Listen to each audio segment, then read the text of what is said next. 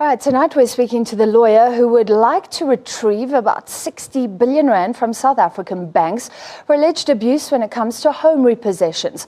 An application was filed with the Constitutional Court on Wednesday, asking for direct access to the highest court. And 225 applicants say they've been the victims of abuse by the banks. They all reportedly fell into arrears. They say their homes were then auctioned off for a measly sum compared to the market value.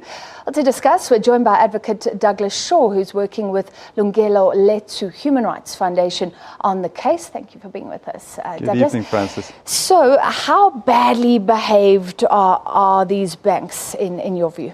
Very badly behaved indeed. In fact, I think our practice is probably the worst in the world. I've been doing a PhD in this subject, and I've looked at probably 20 or 30 countries, so I can't be sure there's not somebody that's worse. But certainly amongst developing countries that I've looked at, our practice is the worst in two ways. Firstly, we sell for far less than other countries. Nobody else in the world I've found is selling properties for 100 Rand and 1,000 Rand. I even saw 10 Rand. 10 Rand. Is that actually possible? I've got a spreadsheet that's probably got 400 or 500 prices like that kind of. And look, they're probably for houses that aren't worth $1 million. They're probably worth 200,000 or 300,000, but still. It's amazing if true. Ridiculous. And this means that people can get into arrears, lose their home, lose all the value in that home, land up paying the bank for the rest of their lives perhaps. Exactly. When if the sale was fair, they could actually retrieve a bit of money. Exactly. Is that for many people, that's all the money they ever have is what they store up in their house. So we've seen people at 65, 70 living in a reasonable house and either having to go back and live in shacks in the township at an old age, just because of this bad process, when actually they had equity. Even if the bank had to repossess, which often they don't, but even if it had, at least that person could come out with enough money to rent for the rest of their life after working all their years. Now, it could be said it goes through the banks, then eventually it's handed over to the sheriffs. That's the correct. Banks don't do the sales. Correct. So why are you going after the banks and not the sheriffs? Right, that's sheriff a good question. officers? The answer is that the sheriff has no discretion. If the bank sends it to the sheriff's got to sell it. So it's the bank that makes the decision to send it to the sheriff. And the bank should have stopped doing that 20, 30 years ago. They should have said, this system isn't working, it's causing abuse to our clients, the sheriff is unable to sell the property to guarantee a certain price, let's change the system. That's what the bank should have done the first or the second or the third time this happened.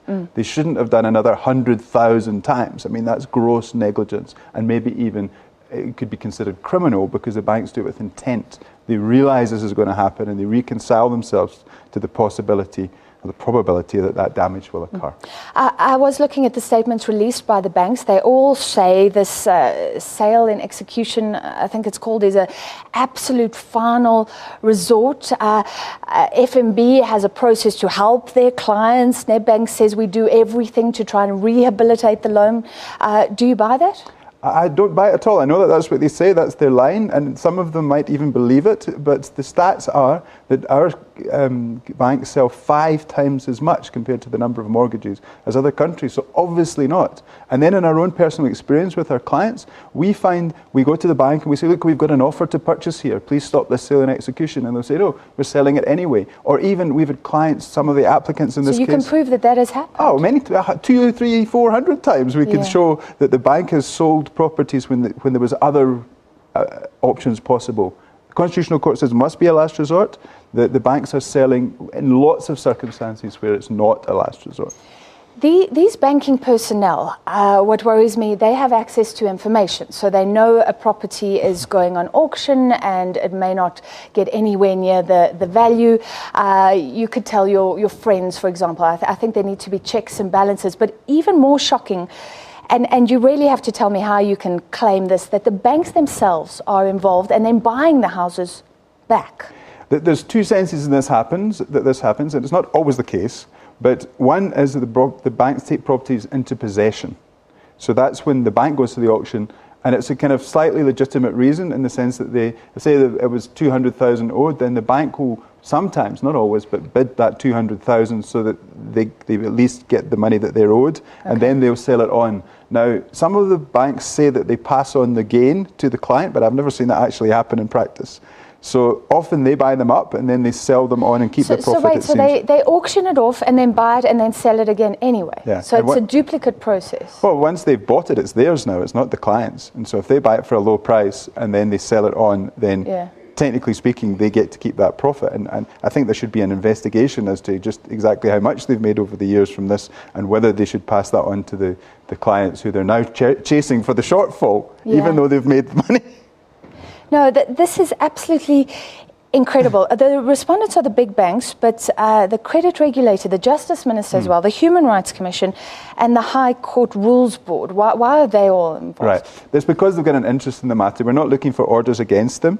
They all see that... So you're not saying they're not doing their job? No, we're not. But they're in general very sympathetic to this case. They also, the NCR, the Ministry of Justice, the Rules Board has also been changing rules and stuff, and certainly the South African Human Rights, they all believe there's a problem here and we want to change it. And they've all got an interest, like a constitutionally defined interest in this matter, and so we want to hear from them what their views are and how the system should change. It sounds like if you get your way, firstly, the directors of banks could be held responsible. Also, there will be a freeze, basically, on repossessions under most circumstances.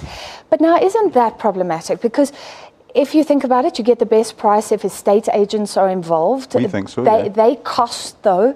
It takes longer, which is bad for the person getting more in debt. The banks, it's bad for them as well. They do need to make a profit.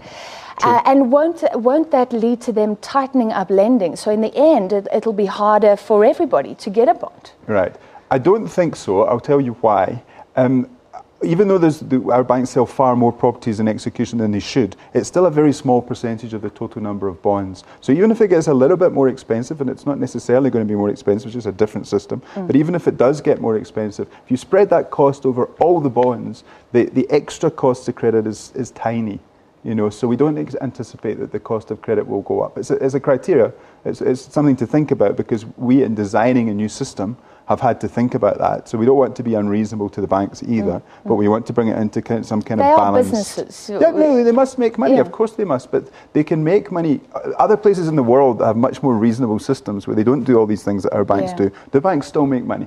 In fact, I think they make more money, and they're not as heated and as our banks are for doing these kind of things. I mean, if you do this to somebody, all their friends are going to think you're bad forever. And I'm sure the marketing people at the banks are saying, why are you doing this, legal people? Because you're destroying our brands. But it's not everybody at the bank that wants to continue with this. A lot of them are saying, why are we doing this?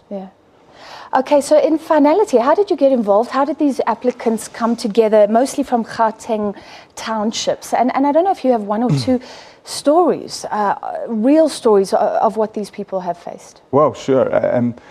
They're not all from townships. There's a lot of suburban people of all races and genders and backgrounds, rich and poor, that have also had this kind of experience. But when I first heard about this, I actually didn't believe it.